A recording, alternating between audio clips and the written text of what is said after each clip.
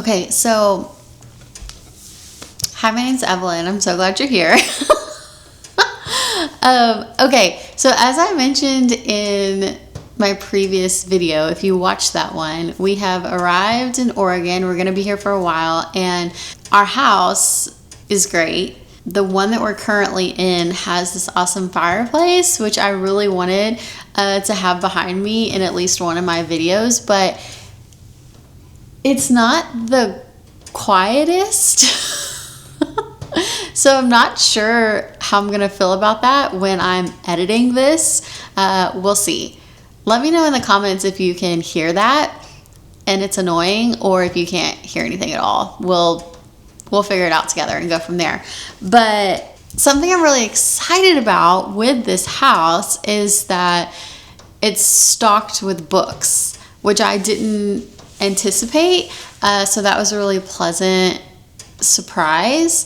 So there's this little shelf in here, and then there's there's one shelf in one of the bedrooms, and then there's another shelf in like this den area. So all together there's like more books just scattered about. So there's quite a few books here, and there's another little shelf over there that's full of like Harry Potter, which is cool, but you know, you probably know all the things. So anyway, I've looked through all the books, and I've accumulated a stack of fiction and a short little stack of nonfiction that I'm interested in reading. However, the duration of our time here, I'm not sure that I would get through all these books because I'm such a mood reader that I'll usually like find something on my Kindle, or I also have books that I brought here with me. So yeah, we'll see how it goes. But I thought it would be fun for in this video to tell you guys about these books, and you tell me in the comments what I should definitely read, what might be better skipped, and yeah, we'll go from there. I'm gonna tell you about them, and then I'm probably gonna do a vlog where I read like the first chapter of each book and then choose what I'm actually going to spend my time reading. Because like I said, I'm gonna have to choose wisely because yeah, I won't have time to get through them all. So okay, without further ado, let's start with the nonfiction because it's so much shorter. The Book of Joy is a collaborative work from the Dalai Lama and I think an Archbishop. Yeah, Archbishop Tutu, I think is how you pronounce his name. And then the author of the book is Douglas Abrams. And I don't talk about nonfiction on my socials very often because, yeah, I find that it's not very popular.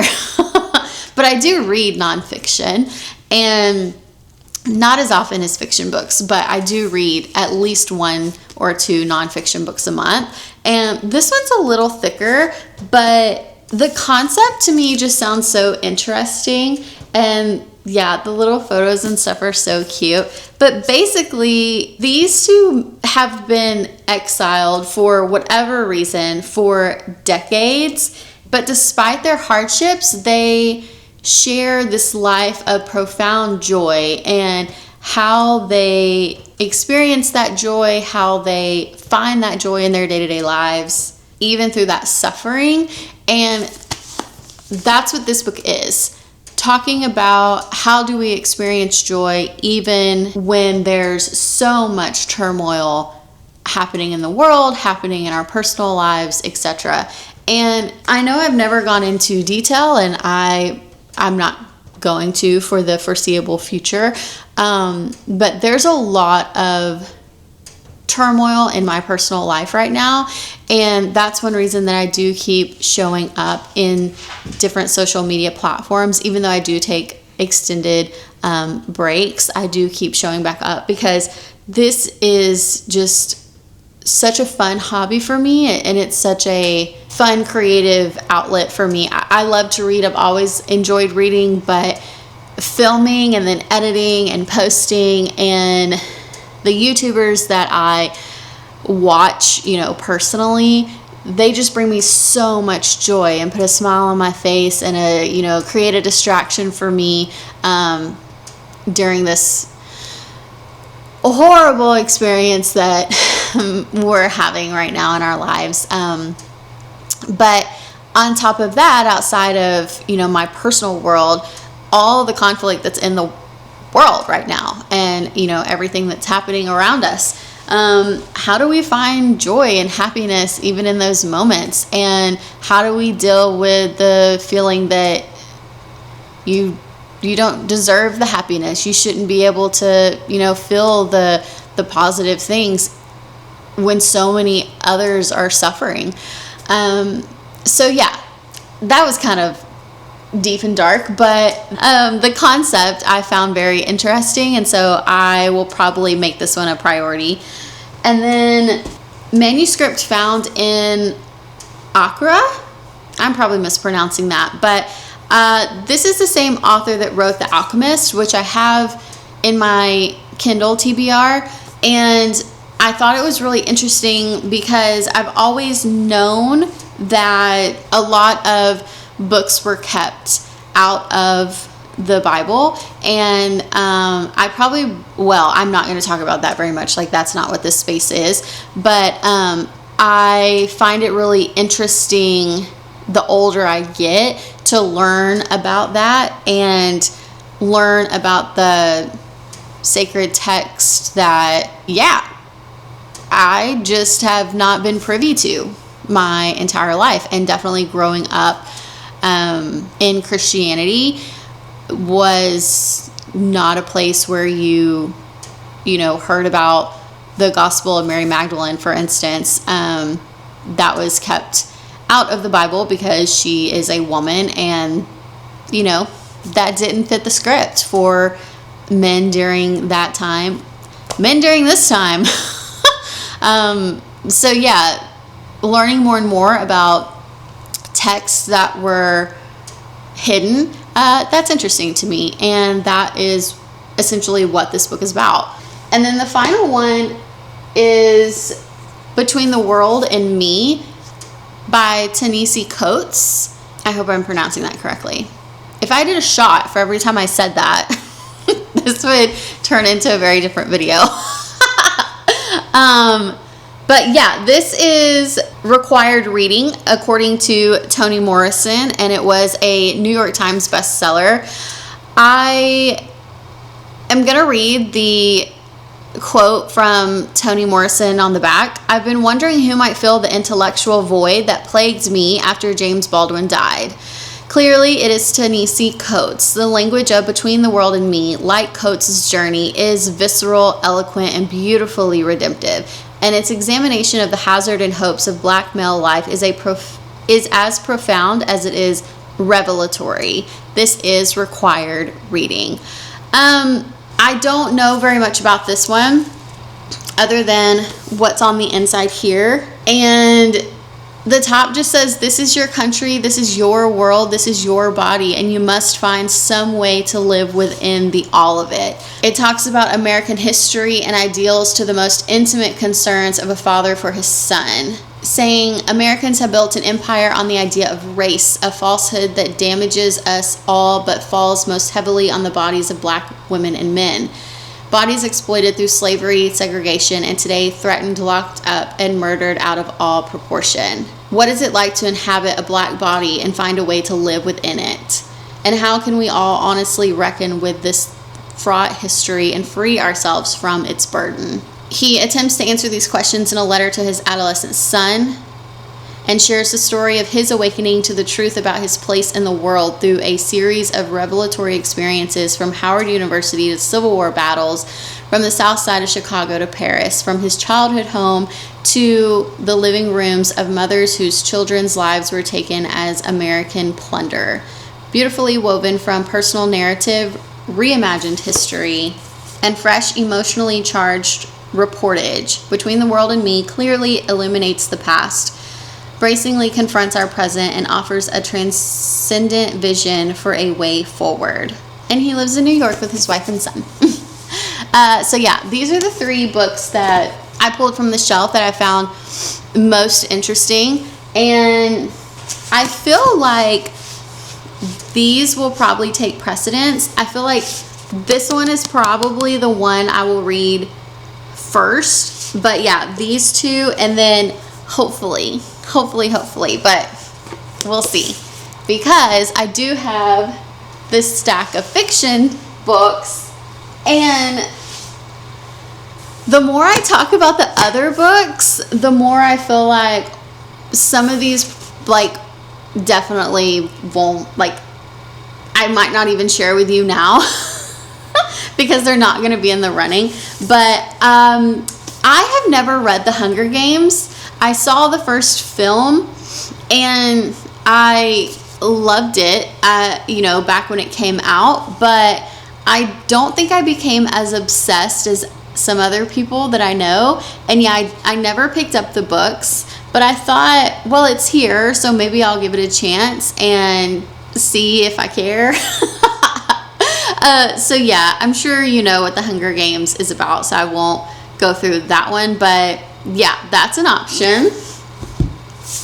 I thought this edition of Anne of Green Gables was just so cute and sweet. I probably won't read this, if I'm being honest, just because there's others that I'm so much more interested in. But yeah, I just thought that was super cute.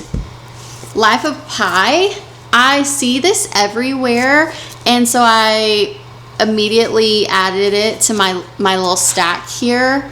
I don't actually know what this is about other than what's on the back, but it's about 300 pages, and I like the font and I do like the little chapter, like, separations or whatever those are called.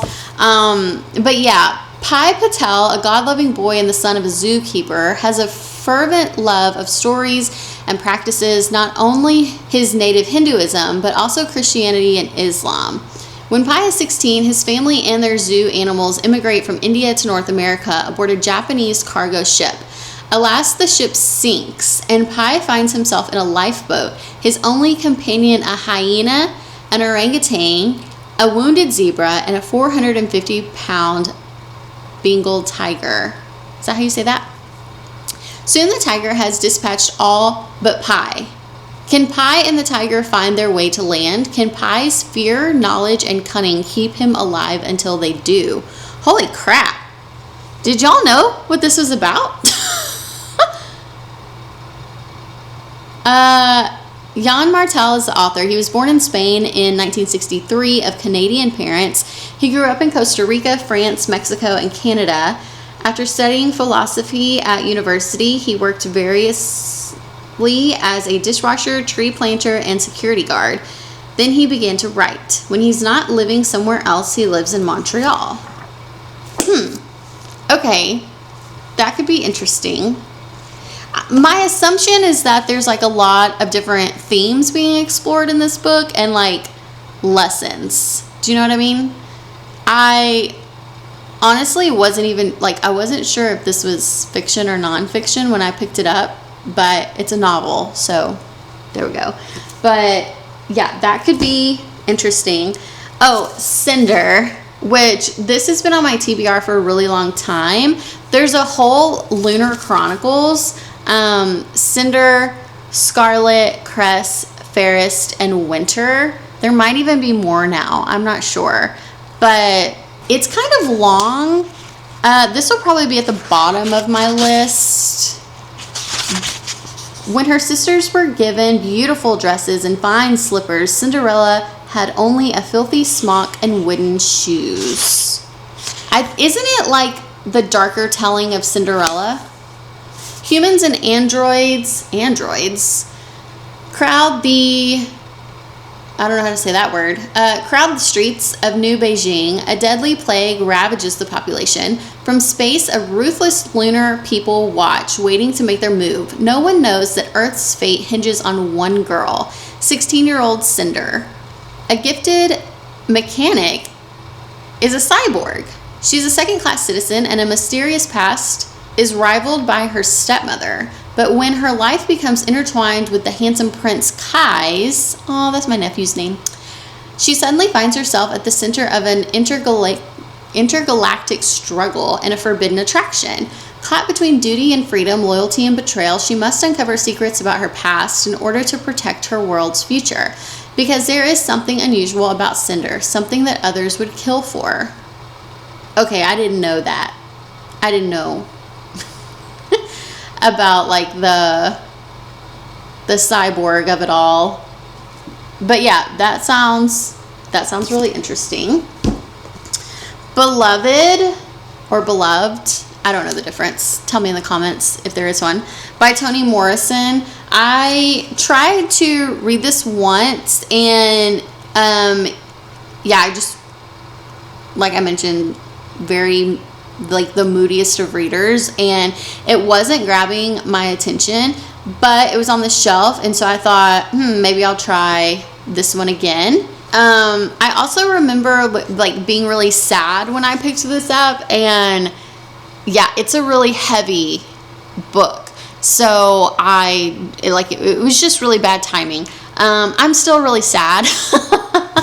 So who knows if I will be able to do this one. But basically our protagonist has escaped slavery, and she has gone to Ohio, and through, that journey, she's obviously still suffering a lot. And I think that she loses a baby, and the grief of that experience is also overwhelming.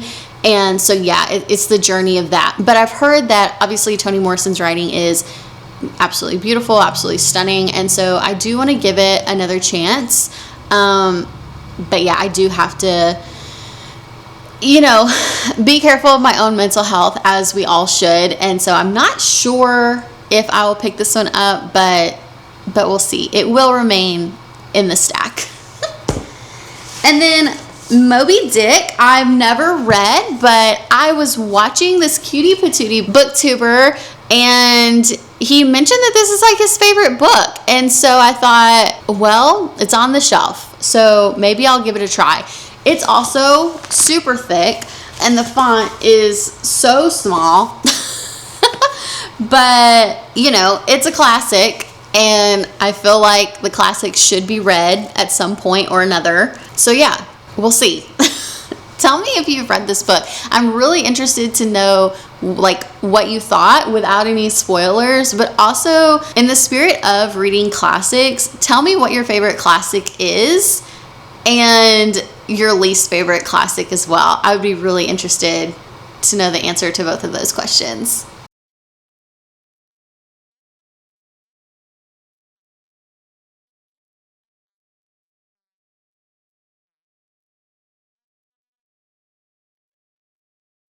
So that's 1, 2, 3, 4, 5, 6 in the fiction stack, and then 3 in the nonfiction stack. 9 books. Plus I still need to finish Wolf King on my Kindle, and I'm starting a group buddy read situation this week. We're gonna read His and Hers by Alice Feeney, and then watch the Netflix show.